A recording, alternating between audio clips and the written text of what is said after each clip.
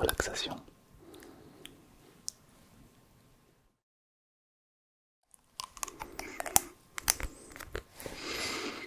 Il a un retard, c'est pas possible.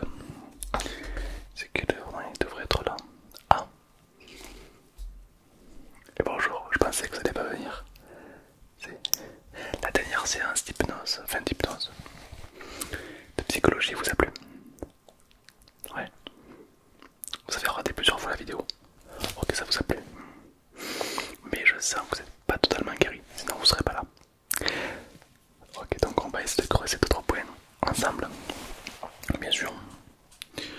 Et puis si ça va toujours pas, évidemment, on refera une autre séance ensemble. Mais d'abord, on va aller voir un petit peu qu'est-ce qui vous amène aujourd'hui. Tout simplement me voir. Dites-moi tout, je vous écoute. Ok, beaucoup de pression, beaucoup de stress, d'angoisse peut-être. Ok, d'accord, très bien. Mais écoutez, c'est courant, très courant, vous savez. Le nombre de personnes qui stressent, qui ont des angoisses, qui ont des hauts et des bas, on a l'impression que ça arrive qu'à nous. Mais je connais personne à qui ce n'est jamais arrivé. Bien sûr. Non, les hommes et les femmes, c'est différent. Disons que les femmes vont plutôt avoir de l'anxiété sociale, en généralité. Les hommes aussi peuvent en avoir, mais par expérience, les hommes en ont un petit peu moins. Les hommes, ça va plutôt être le regard des autres. Le regard des autres. Un sentiment toujours de faire mieux. Parfois, ça va être de toujours se surpasser, d'être rien, de confiance en soi, beaucoup. D'accord, donc voilà, chacun a ses problèmes, il y en a pour tout le monde, quoi. Malheureusement, oui. Bien sûr. Bah écoutez, est-ce que pour vous la confiance en soi ça vous parle? Je refais ma question. Pas l'estime de soi, la confiance en soi. Sur une échelle de 1 à 10, votre confiance en vous est là combien? D'accord, ok, intéressant. C'est pas facile comme question. Je vais vous poser plein de questions qui ne sont pas vraiment faciles d'ailleurs. Fermez les yeux quelques secondes. Imaginez que il y a votre famille devant vous, vos amis, les gens que vous aimez. Si je leur pose la question, à combien est la confiance en soi en parlant de vous? Quels chiffres ils vont me donner selon vous? Selon vous, oui. Intéressant. Intéressant. Ouais, c'est marrant, les chiffres ne sont pas les mêmes. C'est curieux. C'est normal. Là, on va attaquer le domaine des croyances. Est-ce que vous savez ce que c'est le domaine des croyances? Les croyances, c'est un petit peu... c'est comme si vous portez des lunettes. C'est une image. Imaginez vous portez des lunettes. Et donc vous voyez le monde différent que si vous n'en portez pas. Pareil, si vous portez des lunettes de soleil, les verres ne seront pas pareils sur vos yeux. Et du coup, vous verrez le monde différemment. Et bien les croyances, c'est un petit peu ça. Par exemple, si je vous mets une croyance du style lui là-bas, c'est un menteur. Et bien là je vous ai changé les verres des lunettes. Et là maintenant vous allez voir ce mec comme un menteur. Et du coup votre comportement va changer, du coup sa réaction va changer envers vous, etc. etc. En fait, le monde bouge en fonction de comment vous le regardez. Quand je dis le monde, c'est les gens, l'environnement, tout. Voilà. Et tout ça, ça passe de croyances en fait. Oui, votre vie est basée sur ça, hein, clairement. C'est-à-dire que si moi je porte des lunettes de quelqu'un, je suis pas moi de raciste, et bien forcément mon comportement va changer. Du coup, les gens avec qui je parle, que je dénigre, vont me renvoyer à l'ascenseur, forcément. Et du coup, ben, ça va accentuer mes croyances. En mode, ah ouais, il est méchant, j'ai bien fait de penser ça de lui, etc. etc. Alors que si, parfois, il suffit d'enlever les lunettes pour voir le monde tel qu'il est vraiment, et là vous allez voir qu'il est pas si moche. Mais ça demande un peu plus de réflexion, on y reviendra. Donc, on va travailler sur la confiance en soi. Question bête, est-ce que vous êtes heureux, heureuse? Pas facile comme question. On va toucher beaucoup de points sensibles, ah ouais, bien sûr. Parce que s'il y a des émotions qui passent, je vous invite à les laisser passer, d'accord? C'est un petit peu comme une nouvelle porte qui va s'ouvrir.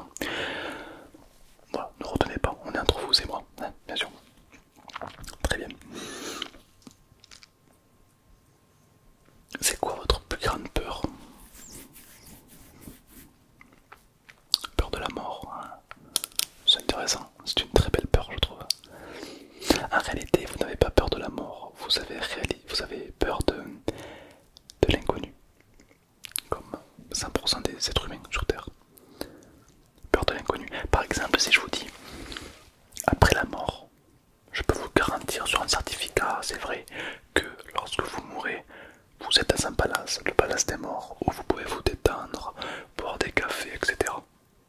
Est-ce que la mort vous effraiera toujours autant? Un peu moins quand même, parce que vous savez où vous allez aller.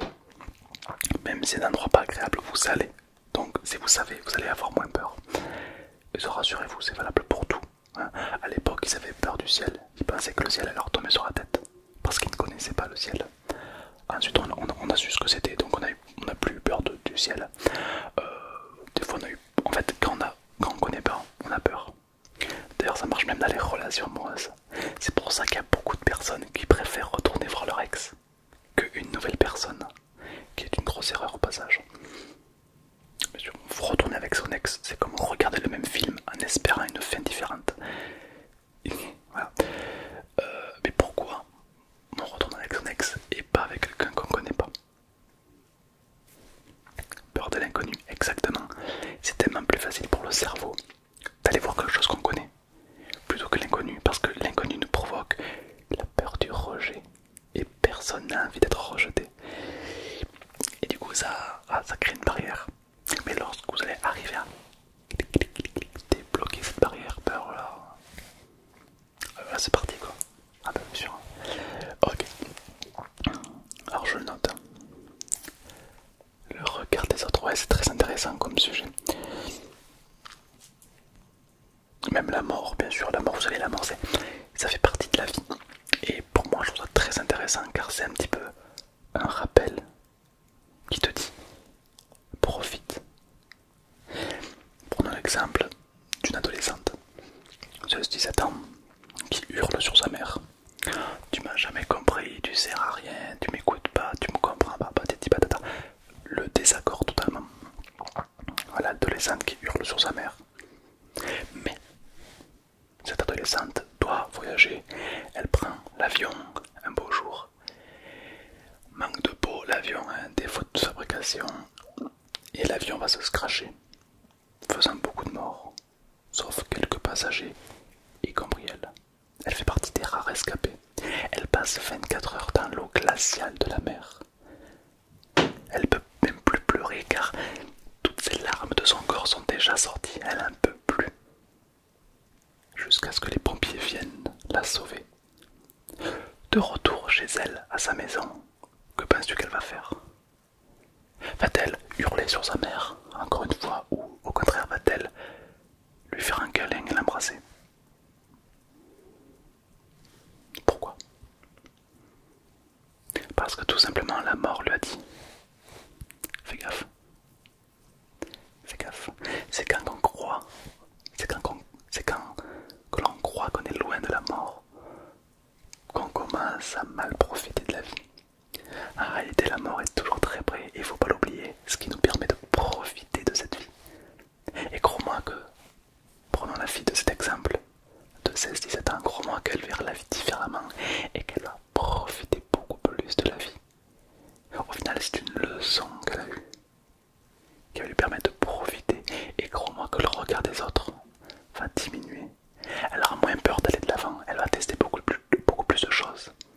Et quand on a plus de choix, forcément, on fait les meilleurs choix. Exactement. Qu'est-ce que vous en pensez? Est-ce que ça vous parle? Intéressant, intéressant. Intéressant. Pensez-vous que sa confiance en soi va augmenter? D'accord. Bon, évidemment, inutile d'être confronté à la mort pour provoquer ce genre de sensation. Rien que le fait de le savoir, c'est parfait, bien sûr.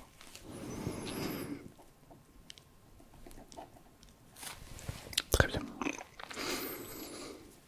Est-ce que vous vous sentez un petit peu perdu en ce moment? Perdu, oui.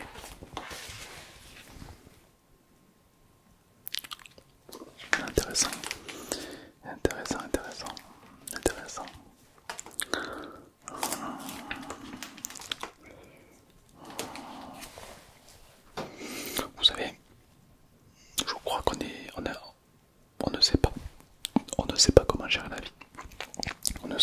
comment gérer des enfants, c'est pas inné. On pourrait croire que c'est inné, mais ça ne l'est pas. Si bien qu'il y en a qui font des diplômes pour s'occuper des enfants, ou s'occuper des personnes âgées, etc., etc. La vie, parfois on aimerait avoir un diplôme pour savoir comment vivre sa vie. Malheureusement on n'en a pas. Et ça c'est compliqué d'ailleurs, car des fois on est résumé à faire des choix qui ne sont pas les nôtres. Ça vous parle? En fait il va y avoir deux écoles. Les écoles de gens qui vont te dire mais fais plein de trucs dans ta vie, tu fais jamais rien, t'es nul, patati patata. Et les autres qui vont te dire mais ça sert à quoi de faire plein de trucs, fais ce que t'aimes. Il y a deux écoles. Moi ce que j'en pense c'est il y a deux pays cognitifs dans chacun de ces choix. Il y a un présupposé qui dit tu feras le meilleur choix si t'en as beaucoup. Forcément si t'as plusieurs choix qui s'offrent à toi, tu feras le meilleur. Alors que si t'as qu'un choix, bon ben ça sera peut-être pas le meilleur. Mais d'un autre côté, si t'as beaucoup trop de choix, tu auras le syndrome de Netflix. C'est comme j'aime l'appeler. C'est-à-dire que il y aura tellement de films à regarder que tu vas rien choisir. Comme les jeux vidéo. Il y a tellement de jeux vidéo que je sais pas, au final tu joueras à rien. Et ça, c'est pareil avec les choix. Si t'as tellement de choix devant toi, t'en feras aucun. C'est comme l'histoire de l'âne qui a très soif et très faim. On l'attache à une corde, on lui met de la nourriture et de l'eau. Et ben il sera jamais où aller en premier, du coup il va mourir de faim et de soif. Mais là c'est pareil. Si tu sais pas quel choix faire, bam, le problème est là. Donc c'est important de choisir un choix et de l'assumer jusqu'au bout. Un choix réfléchi, évidemment. Ça peut provoquer de la confiance en soi, bien sûr. Que faire pour augmenter sa confiance en soi? Bah, je vous écoute, selon vous, qu'est-ce qu'il faut-il faire pour augmenter cette confiance en soi? Je vous écoute.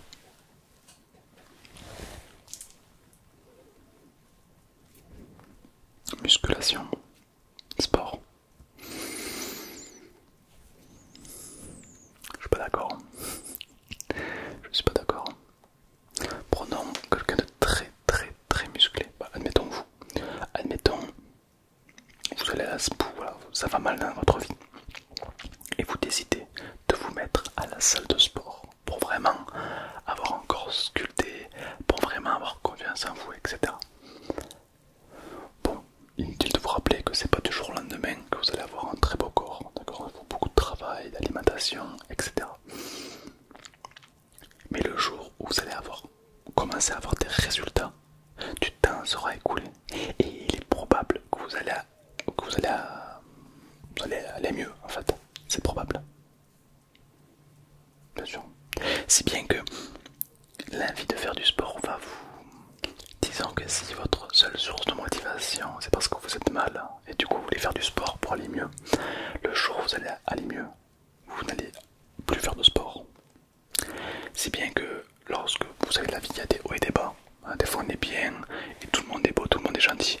Et quand on est mal, c'est tous des... Voilà, on n'aime personne. Voilà. Eh ben, c'est ça la vie, on est comme ça. Donc là vous êtes en bas, vous voulez faire du sport, mais le jour où vous allez aller mieux, vous allez arrêter. Parce qu'au final vous allez dire mais quel est l'intérêt de faire du sport? Pourquoi j'ai commencé à faire du sport? Ça va vous manquer cette envie, puisque vous avez comblé cette envie. Et puis quand vient même, admettons vous restez en bas, vous êtes très mal dans votre vie, et vous restez en bas, et vous faites du sport pour vraiment. Et vous atteignez votre objectif, vous êtes quelqu'un de musclé. Félicitations. Qu'est-ce qui va se passer? Si vous avez zéro confiance en vous, ah ben, du coup votre corps vous allez jamais l'aimer. Jamais l'aimer, impossible. Non seulement votre corps vous allez jamais l'aimer, il y aura toujours un truc à redire selon vous. Le corps des autres sera beaucoup mieux. Et vous ne serez pas fier de vous. Vous ne serez pas fier de votre corps parce que là-dedans, ça n'ira pas. Prenons deux personnes. Si la première personne n'est pas musclée mais qu'elle a confiance en elle, vous allez la voir sur la plage, elle va se pavaner, tu vas vraiment... Waouh! Et puis si la seconde elle est musclée mais elle n'a pas confiance en elle, ça va se voir direct, si bien qu'elle portera même un t-shirt, parce qu'elle sera peut-être complexée de son corps, si bien, selon le degré de manque de confiance en elle ou en lui. Donc au final, si vous voulez vraiment avoir confiance en vous, c'est peut-être pas dans le physique qu'il faut agir, mais dans la tête.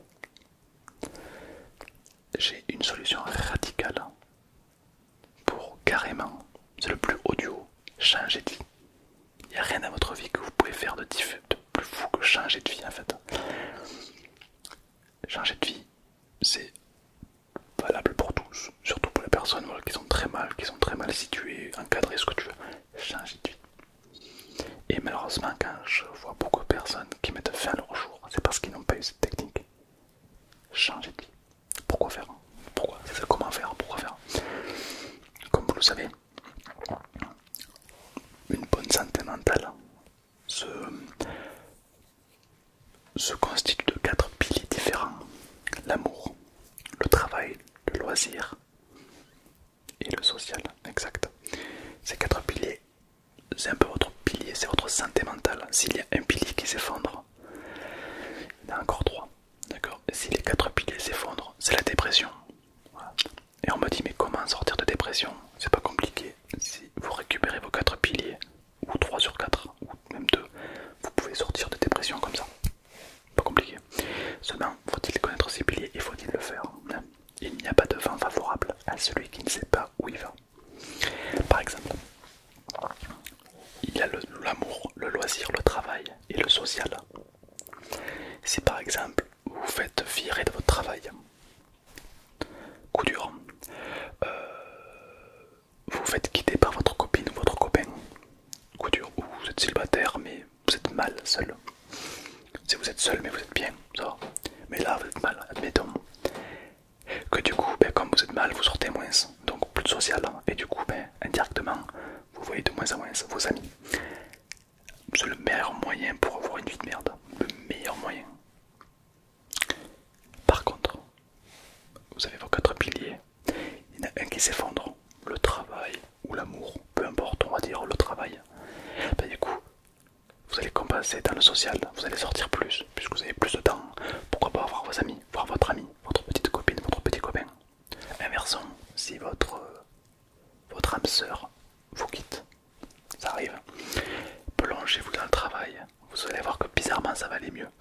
Sortez plus, voir vos amis, créer ce lien social, croyez-moi, c'est le meilleur moyen pour aller mieux. Il n'y a pas mieux psychologiquement que ça. Et vous allez voir que votre pilier va remonter automatiquement. Et alors là, vous êtes quelqu'un de solide. Ça c'est pour les 4 piliers d'une bonne santé mentale.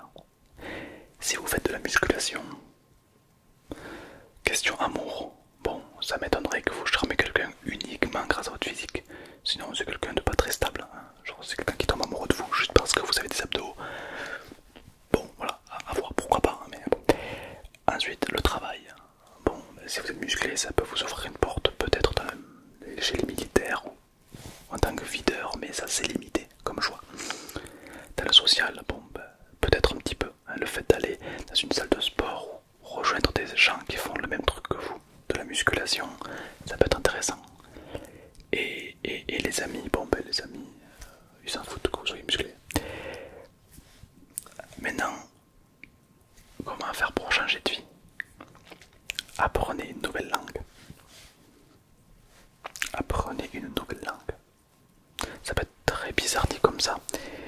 Ça prend du temps, ça prend de 1 à 4 ans. C'est vrai, mais bon, pour changer de vie, il y a du travail derrière.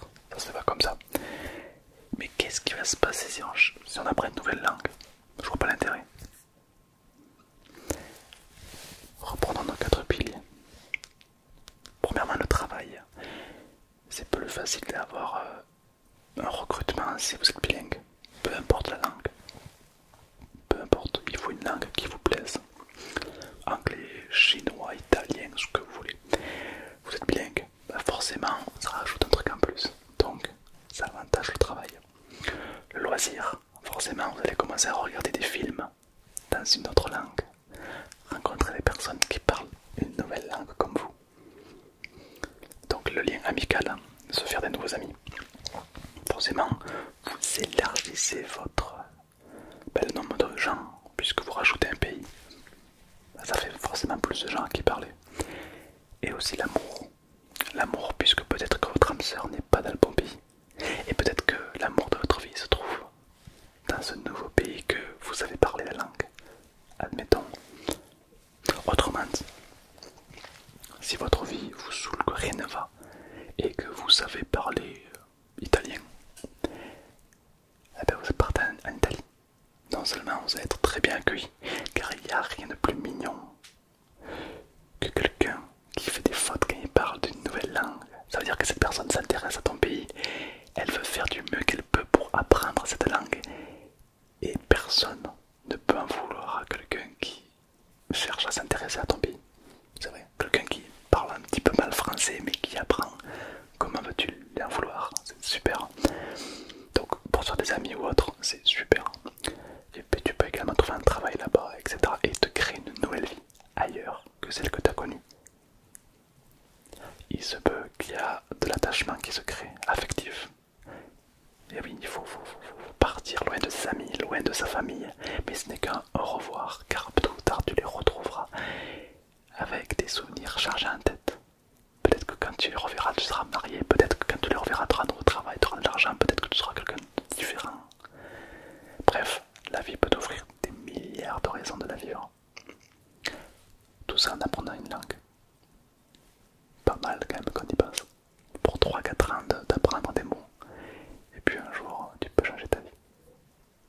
À noter. L'anglais peut fonctionner, bien sûr, l'anglais. Mais si tu apprends vraiment la langue natale du pays où tu veux aller, c'est excellent, ouais. C'est excellent, bien sûr. Et puis c'est très bien, très bon pour la mémoire, etc. Bien sûr, ouais. Et puis surtout pour la confiance en soi également. Ben, si un jour tu es dans la merde et que personne ne sait parler italien à part toi, ben forcément les gens vont te donner une valeur en mode lui il est capable d'un truc que nous on peut pas faire. Du coup ça te donne confiance en toi, ni plus ni moins. Donc ça c'est pour changer de vie, confiance en soi. Oui, le corps et l'esprit sont reliés, donc c'est sûr que si tu as confiance en toi et que tu as un beau corps, bon, c'est parfait. Mais je pense qu'en priorité il faut faire l'esprit et le corps suivra. Si tu as confiance en toi et que tu t'aimes, peu importe le corps que tu as, tu l'aimeras. Si tu n'as pas confiance en toi, c'est plus compliqué. Exactement, bien sûr.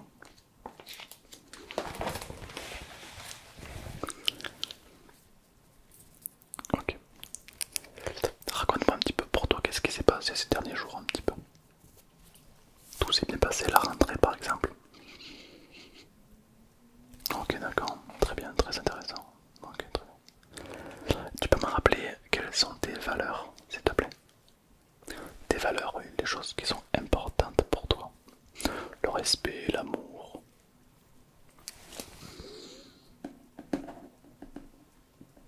C'est pas facile, hein, je te laisse quelques secondes pour y penser.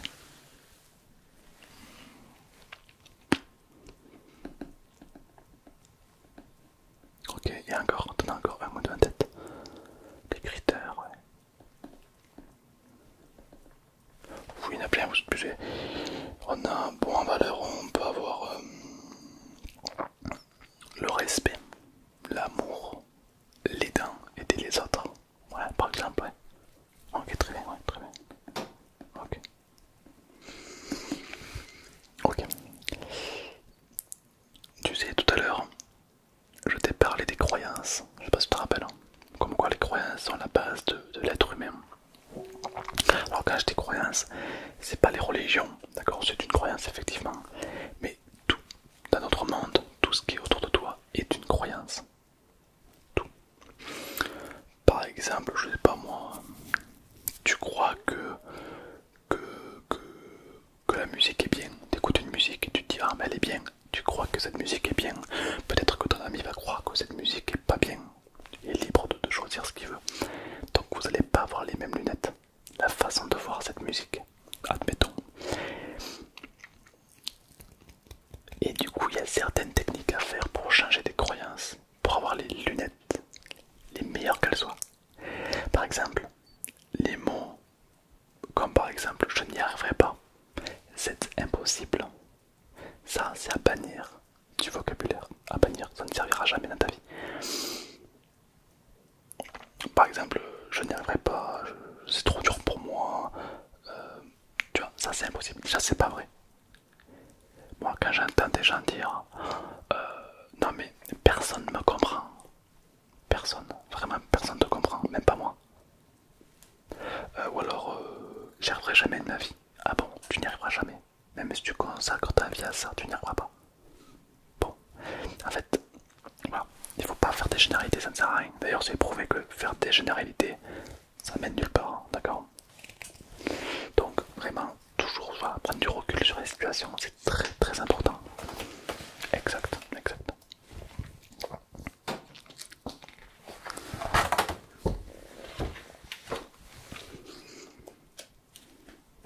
Je vous écoute, allez-y. L'anxiété sociale. Vous pensez que vous faites de l'anxiété sociale? Qu'est-ce qui vous fait dire ça? Comment savez-vous que vous faites de l'anxiété sociale? Des amis vous l'ont dit. Est-ce que vos amis sont des professionnels qualifiés dans le domaine? Non. Ça pourrait, hein, on pourrait très bien avoir un ami docteur ou autre, non? D'accord, ok. Moi, je suis bien à prendre conscience. Parce que, vous savez, des fois, on se fait facilement avoir par les croyances des autres. Par exemple, si vous avez des belles lunettes, mais que quelqu'un vous dit tu n'as pas confiance en toi, ben, du coup, si tu le crois, tu n'auras pas confiance en toi. Donc c'est bien d'écouter, mais pas de croire tout ce qu'on te dit. D'accord? Voilà, c'est bien de... Parce qu'il y en a qui ont une vision de vie un peu plus réducteur que la tienne. Et c'est bien, bah, ils ont leur avis, tu respectes leur avis. Mais c'est pas pour autant que voilà, c'est ton avis. Exactement, sinon c'est le meilleur moyen d'être toxique. Un débat. Je pense que tu as déjà assisté à un débat de deux personnes qui veulent avoir raison. Par exemple, dans un débat, on va avoir la personne qui ne va même pas écouter l'autre. Elle veut juste attendre qu'elle finisse de parler pour lui dire à quel point elle a tort et qu'il a raison. Et vice versa. Du coup, ça ne se termine jamais. Mais si moi je t'accoste dans la rue et que je te parle que la terre est plate et que nous sommes tous des reptiliens, t'as deux choix. Soit tu vas rentrer en débat avec moi pour me dire que j'ai tort, mais moi ça va m'énerver donc je vais te dire. Mais bref, c'est un engrenage. Parce que je cherche à t'imposer ma croyance, clairement. Et ben toi tout simplement, tu ne vas pas accepter ma croyance parce que c'est pour toi, tu vois bien que c'est pas ta croyance. Mais tu vas pas rentrer dans l'agressivité non plus, dans le débat. Tu vas pas imposer ta croyance, comme quoi la terre est ronde, d'accord? Non plus. Tu peux tout simplement. Pardon, la terre est plate. Ah d'accord, je ne savais pas. Ok, bah, c'est curieux, hein. Et tu continues ton chemin. Tu as encaissé la croyance de l'autre, donc l'autre est content. Et toi, ça n'a pas affecté la tienne parce que tu tombes pas les steaks. Et ça qui est très important, et je trouve que c'est un domaine très très très compliqué à faire. Mettre en avant tes propres croyances, voilà, vraiment ne pas impacter les autres avec tes croyances, mais faire en sorte que les autres ne t'impactent pas non plus. Et là, c'est parfait. Ouais, c'est le meilleur moyen d'avoir une belle vie. Mais j'ai l'impression que tu me dis pas tout, qu'il y a encore un petit truc. Comment ça va niveau amitié? Est-ce que tu te considères comme quelqu'un qui a beaucoup d'amis? Intéressant. D'accord. D'accord. C'est vrai qu'on a beaucoup d'amis à l'école, bien grandissant. C'est vrai.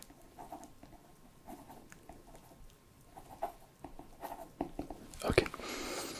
Est-ce que ça te plairait de savoir comment on se fait des amis? Alors évidemment, ça peut paraître un peu bizarre à dire comme ça, mais on n'a pas forcément les clés pour avoir des amis. Si bien qu'en grandissant, on aimerait avoir des amis. C'est vrai qu'on est à l'école, au lycée, à la fac, on est tellement entouré dans un social, on est noyé dans du social, que plus ou moins tout le monde peut se faire des amis. Mais lorsque tu commences à travailler, ben, tu t'éloignes de tes anciens amis. Et puis, les amis se comptent sur le doigt d'une main, et puis c'est très difficile de s'en faire des nouveaux, n'est-ce pas? La question est, comment s'en faire des nouveaux? Je vais te donner 2-3 techniques. Ok. Alors ça te permettra de te faire des nouveaux amis, mais aussi d'être très très bien vu, d'avoir une très bonne synchronisation pour tout le monde. Donc même s'il y a quelqu'un que tu n'aimes pas, ton patron, quelqu'un que tu as amené à côtoyer, tu peux utiliser ces techniques pour que cette personne t'aime bien, même si toi, voilà, tu t'en fous. Hein. Mais c'est important d'être bien vu aussi, pourquoi pas. Ça permet d'avoir une bonne hygiène de vie. Si dans ton travail ça se passe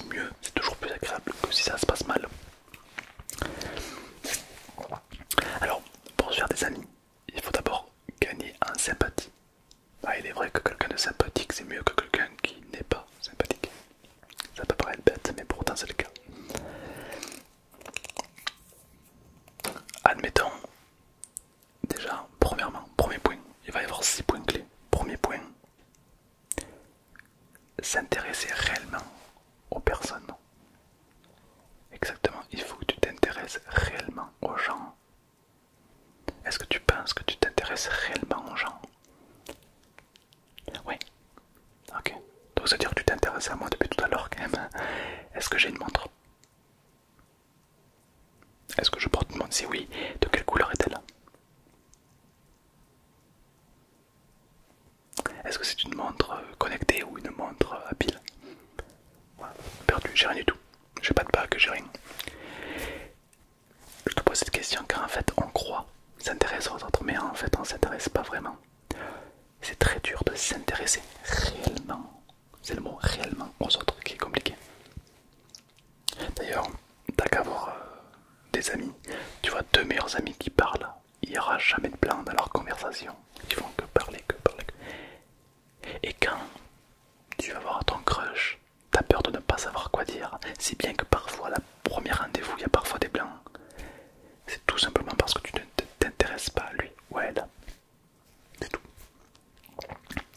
Par exemple, si moi je m'intéresse à toi, je te dirais, oh, t'as des cheveux, ok, t'as des cheveux longs, donc tu prends soin de tes cheveux, tu te maquilles pas, t'as une barbe, ok, elle est peut-être bien taillée, pas bien taillée, t'as des habits, est-ce que c'est des habits de qualité, est-ce que c'est taché, est-ce que tu prends soin de toi, t'as des bijoux, ah, t'as un symbole, qu'est-ce que ça veut dire? Ah, t'as des tatouages, d'accord, ok, donc t'aimes les tatouages, ah, c'est du chinois, peut-être qu'il parle chinois, peut-être qu'il aime la Chine, qu'est-ce que ça veut dire? J'ai des milliards de questions qui me viendraient en tête si je te vois, parce que je m'intéresse à toi. Et du coup, il peut jamais y avoir de blanc, puisque. Voilà, bien sûr. Deuxième point, et le sourire. En fait, peu importe ce que tu dis, ça passera toujours mieux si t'as le sourire. Car au final, je sais pas si tu regardes autour de toi, mais personne ou très peu de gens dans la rue ont le sourire. Mais on apprend à vivre avec. Si demain tu passes devant moi dans la rue et je te fais un sourire, ben, t'auras une émotion positive, tu vas te sentir bien, je sais pas pourquoi, même si on se parle pas, on se croise. Ou alors un bonjour avec un sourire, je sais pas, ça c'est mieux que bonjour. Tu vois, ça te fait bien, ça te crée un petit truc. Et puis n'oublie pas que nul n'a plus le besoin d'un sourire que celui qui ne peut pas en faire. Donc si tu fais un sourire à quelqu'un qui lui ne t'a fait pas, tu peux dire ah, pourquoi il m'en a pas fait, non, au contraire, ça lui a fait énormément de bien. Et probablement même qu'il va se rappeler de ton sourire plusieurs jours après.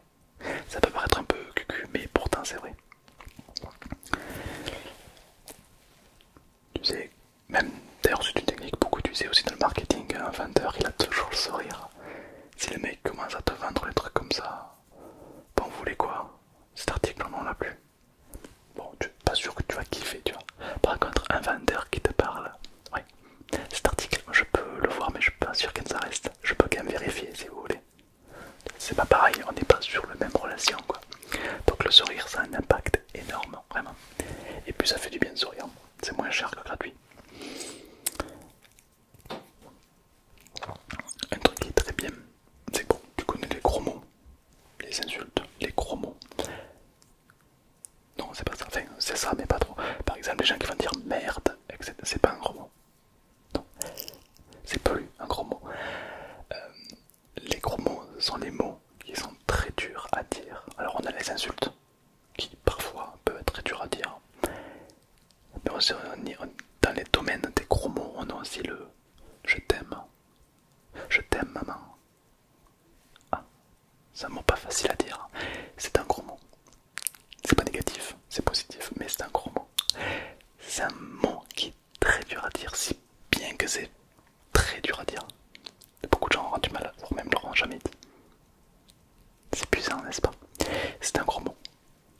Après, on a des mots beaucoup plus agréables pour nous, qu'on aime bien. On va appeler ça des petits mots. Les petits mots, ce sont des mots qui nous font du bien, comme par exemple ton prénom. Quelqu'un qui va dire ton prénom, c'est un petit mot. Et on aime bien. C'est agréable d'entendre son prénom. Donc, dans une conversation, tu peux très bien dire le prénom de la personne en face. Par exemple, admettons, tu t'appelles Damien. Admettons. Salut Damien, tu vas bien? Ah ben très bien, j'étais avec des amis. Mais dis-moi Damien, je t'ai vu il n'y a pas si longtemps là-bas. T'aimes bien cet endroit, j'ai l'impression. Ouais, tu vois, etc. Tu vois, là j'ai dit le mot deux fois Damien. Peut-être que pour lui ça va être Ça va passer comme ça, mais au fond de lui, il y a un truc qui se crée. Une relation. Il connaît mon prénom. Tu vois, ça c'est important. Faites le test. Une valeur qui est très importante pour se faire des amis, c'est savoir écouter. Pas facile ça. On aime parler, mais on n'aime pas trop écouter en principe. Savoir écouter, si tu arrives à faire ça, tu fais tous les amis que tu veux. Souvent dans une conversation, dans une soirée, il peut y avoir deux personnes. Il y en a une qui va faire que parler, et l'autre qui va écouter. On est d'accord que celle qui écoute, elle se fait chier. Elle s'en fout de l'autre. Mais pourtant, quand on leur demande est-ce que cet échange était super, ben le mec qui a fait que parler va dire oh, cet échange il était incroyable, lui il est hyper sympa. Non, tu sais pas ce qu'il pense, tu lui as pas laissé le temps de parler, mais tu lui as fait le cadeau de l'écouter et ça fait un bien monstrueux. Si bien que cette personne va avoir un souvenir très très positif de toi. Mais il est hyper sympa, il est très gentil. En réalité, il n'en sait rien, il t'a pas écouté, il a fait que parler. Mais pour lui, il a été à ton écoute et ça, c'est important. Donc savoir écouter, c'est ce que font les psychologues. Moi, j'adore écouter. Parce qu'en fait, l'écouter, c'est rare des gens qui nous écoutent dans la vie de tous les jours. C'est rare, c'est rare de parler et que quelqu'un t'écoute. Ça fait tellement du bien pourtant. Donc, à y penser. Et puis évidemment, parler de ce qui l'intéresse. Comment se faire des amis aussi facilement que parler de ce qui l'intéresse. Si par exemple, la personne qui est en face de toi, ton patron, ton collègue, ton crush, ton meilleur ami, qui tu veux, est intéressé par les voitures, la guitare, la danse, le chant, peu importe. La guitare on va dire, ah bah tu peux lui parler de guitare. Mais c'est quoi ta guitare préférée? Ton rêve, ça serait d'avoir quelle guitare? T'as fait depuis combien de temps? Tu peux me jouer un morceau? Etc. etc. T'as des milliards de questions à poser autour d'un sujet. Et alors la personne, si elle parle en plus des choses qui l'intéressent, inconsciemment il y a beaucoup de trucs qui se créent chez elle. Premièrement, il sait ce qui m'intéresse. 2, il m'écoute. 3, je fais que parler. Wambo combo. Pour draguer, ça fonctionne aussi, oui. oui, aussi pour draguer, c'est sûr que c'est plus intéressant d'avoir quelqu'un qui s'intéresse à toi, qui te parle, que quelqu'un qui s'en fout. Ouais, bien sûr. Mais c'est important d'être réellement intéressé. Pas faire ça que ça va se ressentir, mais si tu es réellement intéressé, comme si tu regardais un film, le feeling va passer mais extrêmement bien. Et puis, pour finir, fais en sorte de faire sentir l'importance de l'autre. C'est pas facile, mais pourtant ça a tout son impact. Ça, c'est des techniques pour se faire des amis. Alors, si tu arrives à appliquer ça dans la vie de tous les jours, tu peux effectivement te faire des amis, oui, bien sûr. Des gens toxiques. Il y a des gens toxiques, bien sûr, c'est malgré eux. Les gens toxiques sont des gens qui malheureusement ont besoin d'aide et qui refusent de l'aide. C'est un petit peu comme nous en thérapie on dit le patient est celui qui a besoin d'aide mais qui fera tout pour ne pas que tu l'aides. C'est un petit peu ça. Et quelqu'un de toxique c'est quelqu'un par exemple toi t'es là, lui il est là dans sa vie. Et ben c'est plus facile de te rabaisser à son niveau plus que de toi de monter au sien. Bah oui, la personne toxique elle est là, toi t'es là-haut, eh ben elle va préférer te rabaisser à son niveau. C'est tellement plus simple que de elle monter à ton niveau, tu vois, c'est plus dur. Donc voilà, c'est pour ça que les gens toxiques aiment bien te rabaisser. Par exemple, toi tu ne fumes pas, lui il fume, il va t'inciter à fumer. Je sais pas moi, le mec qui se drogue, il sort beaucoup, toi t'es studieux, tu travailles beaucoup, eh ben il va t'influencer. Ça c'est toxique. Toxique dans le sens où, pose-toi la question, est-ce que c'est bon pour toi ou pas? Peut-être que c'est bon pour toi, dans ces cas-là tant mieux. Et peut-être que c'est pas la meilleure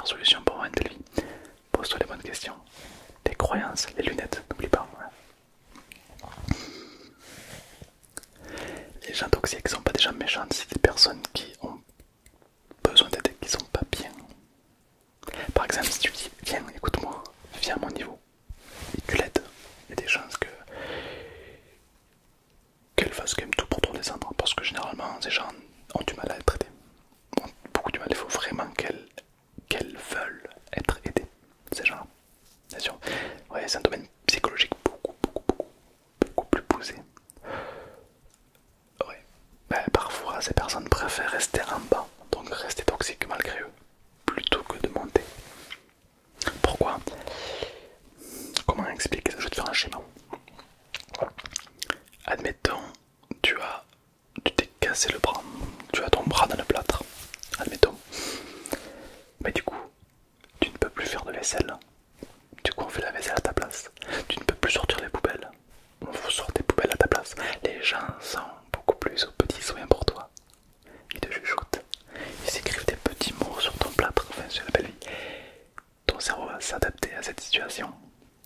Si bien que le jour où tu vas l'enlever le plâtre, faudra que tu refasses la vaisselle, faudra que tu retravailles, les gens vont moins te calculer. Il y a toujours cette petite voix qui te dit ah, j'aurais bien aimé les garder un petit peu, tu vas pour profiter du moment. Ah ben là c'est pareil. Les gens qui sont là, parfois ils vont beaucoup plus perdre à monter que de rester à leur niveau. C'est pour ça qu'ils vont rester en bas. C'est un biais cognitif qui est très négatif, malheureusement. Donc voilà, à prendre en compte, c'est bien de savoir ça, car ça t'évite toi-même de tomber dans ce piège. Bien sûr, très bien. Après, tu peux toujours modifier l'attitude de l'autre. Ça te plairait de connaître les 9 points pour changer l'attitude de ton interlocuteur. Bien sûr. Vois ça comme un devoir que je te donne. Je vais te donner un devoir. Et la prochaine fois qu'on se voit, tu me diras si... qu'est-ce qui s'est passé? Ok. Comment modifier l'attitude de ton interlocuteur? C'est pas compliqué. Par exemple, tu es dans une situation délicate. Admettons, tu as cassé la PS5 de ton copain ou de ton frère ou de qui tu veux. T'as fait une bêtise. Tu dois annoncer quelque chose de délicat à quelqu'un. Peu importe la raison. Comment faire? Tu sais très bien que ça va partir en live. Avant d'annoncer ce que tu as à annoncer, commence par des éloges sincères. Admettons, au lieu de dire hey frérot, j'ai cassé ta PS5, salut. Tu peux lui dire hey frérot, j'ai un truc à te dire. Hein. Bon, toi, je sais que t'es quelqu'un de très compréhensif, très ouvert d'esprit. Ouais, bah, t'es quelqu'un sur qui on peut compter et c'est pour ça que je dois te dire un truc. J'ai cassé ta PS5. Ça passe beaucoup mieux car tu lui as donné des valeurs. Du coup, il est en mode ouais, il va pas s'énerver et puis sinon il contraire ses valeurs. Donc, c'est un très bon moyen d'annoncer quelque chose à quelqu'un. Si par exemple tu es, je sais pas moi, patron, chef d'entreprise où tu dois donner des conseils à quelqu'un et que la personne elle fait des erreurs, c'est pareil. Comment lui faire remarquer ces erreurs? C'est très intéressant dans une vie de couple. Peut-être que si toi là tu m'as dit dans ta vie de couple ça va pas, ça peut être une technique. La personne elle fait des erreurs. Mais si tu lui dis mais t'es nul, ça c'est pas comme ça, c'est comme ça. C'est le conflit assuré. Personne n'aime entendre ça. Pour exprimer les défauts de quelqu'un, il faut avant tout exprimer les siens. Par exemple, admettons, tu es quelqu'un de bordélique, tu ranges jamais rien. Admettons, ben, si je veux te le faire remarquer, je vais dire moi je crois que mon plus gros défaut c'est d'être bordélique, je fais jamais rien. D'ailleurs j'ai l'impression qu'on est deux, non? Ouais. Est-ce que ça te dit qu'à partir de maintenant, on essaie de faire un peu plus attention? Ouais. C'est quand même mieux que dire mais regarde ça, tu sais pas ranger, t'es nul, regarde, tu vois par exemple. Tu vois une différence? Si tu dois dire pareil, une autre version à quelque chose à quelqu'un sous forme d'ordre, personne n'aime recevoir des ordres. Regarde par exemple Macron qui a dit portez des masques. La réaction, ah ben non, j'en porterai pas. Parce qu'on n'aime pas recevoir des ordres. On a toujours l'esprit de contradiction un petit peu. Si je te dis range ta chambre, ou alors fais ça, fais ci, tu vas avoir envie de faire le contraire. Par contre, sous forme de question, ça passe beaucoup mieux. Est-ce que tu pourrais ranger ta chambre? C'est mieux que range ta chambre. Est-ce que tu penses qu'être capable d'éteindre la lumière, s'il te plaît? C'est mieux que va éteindre la lumière.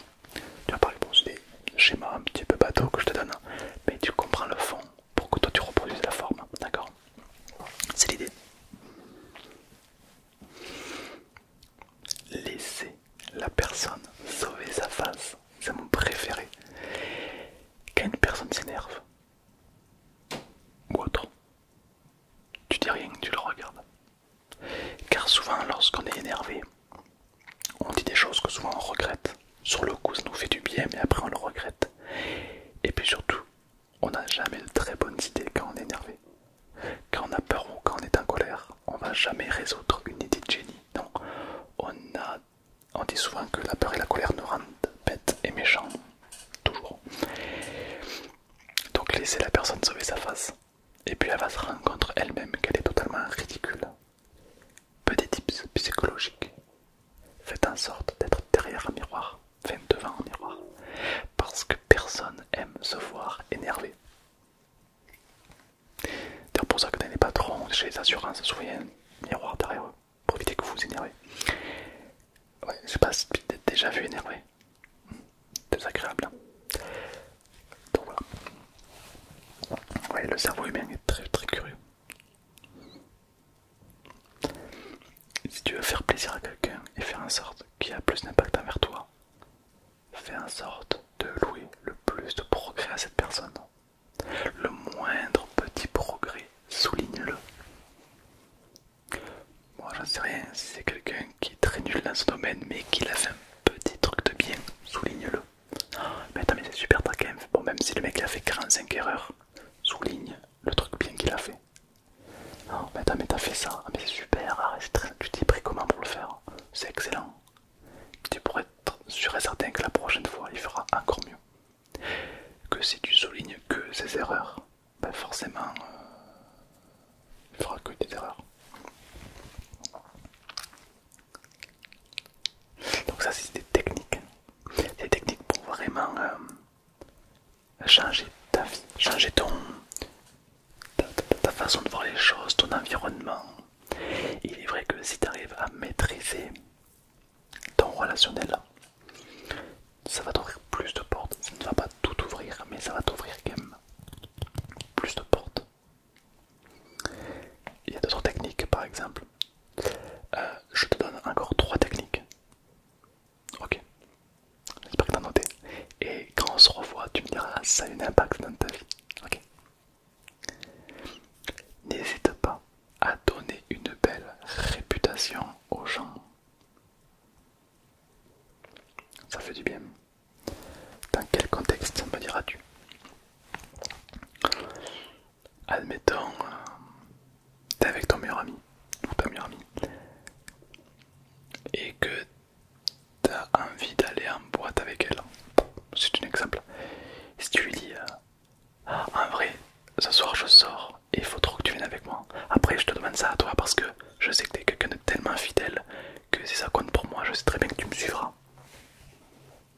Et la personne en face, elle va être obligée de dire oui. Parce que tu lui as donné une réputation de quelqu'un qui est là pour toi. Du coup, elle va pas dire ah ouais, mais non. Si tu donnes une réputation à quelqu'un de quelque chose, forcément, la personne, ça va être compliqué pour elle de faire l'inverse. Mais toi, t'es quelqu'un de super généreux dans la vie de tous les jours. T'es quelqu'un qui sait donner, qui sait recevoir, c'est incroyable. Du coup, je voulais savoir si tu pouvais me passer 1€. Bon, c'est flagrant, c'est un peu grossier, c'est pour te montrer un peu l'impact que ça a. Mais t'as compris. Et puis, un des derniers points, rendez les autres heureux. Rendez les autres heureux. C'est un peu bateau comme phrase, mais crois-moi, ça a son impact lorsque tu arrives à le maîtriser. C'est insane. Là, dans cette séance, je t'ai beaucoup écouté. T'as pris beaucoup de notes, t'as beaucoup travaillé au final. C'est vrai que t'as pris beaucoup de notes sur un petit peu tout. Maintenant, à toi de faire le taf. Moi, je t'ai donné les clés, à toi d'ouvrir les portes. Tu as pris conscience de beaucoup de choses, félicitations. Et en plus, tu as des techniques pour appliquer.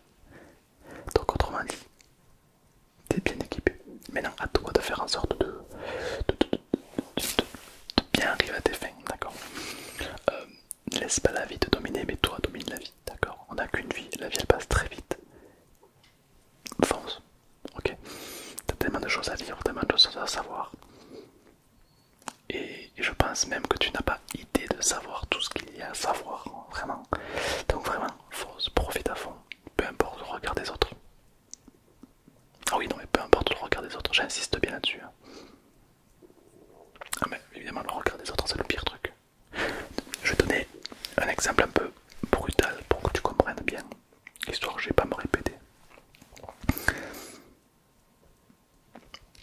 imagine demain tu meurs, je ne te le souhaite pas, mais bon, imagine demain tu te fais écraser par un bus.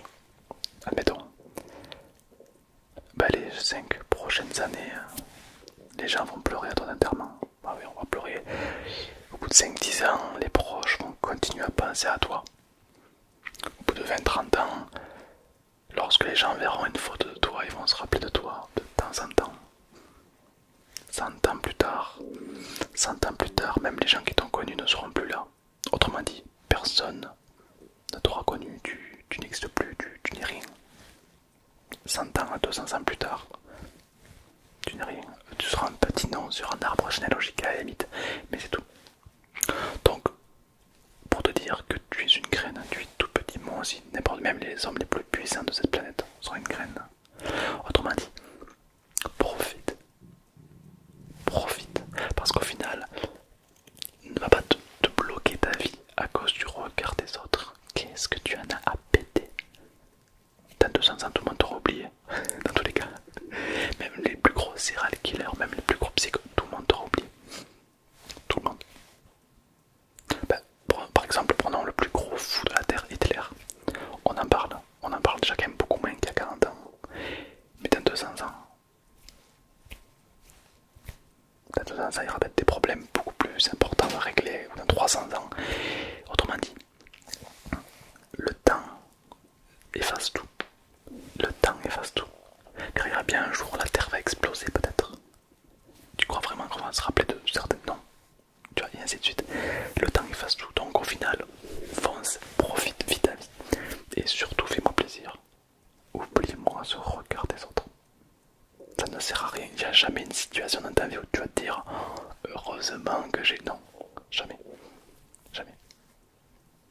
Le regard des autres est uniquement utile pour être, en grandissant, avoir les bons gestes et avoir un bon social dans le comportement.